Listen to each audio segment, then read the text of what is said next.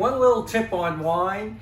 If you take a bottle of wine, a lower priced bottle of wine, and you put it in a blender for about a minute on low speed, first take a little sip of it before you put it in the blender, then put it in the blender, you will be amazed. Yep. All right, honey. And what kind of wine are we drinking today, love? Well, today we're drinking one of the lower priced wines from Trader Joe's. And by the way, we're not working for Trader Joe's either. But We love Trader Joe's. this is one of their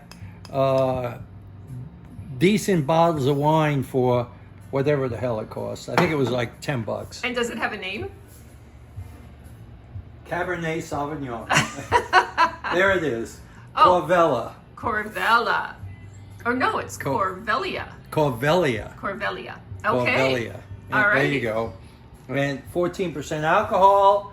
And 100% fun. Absolutely.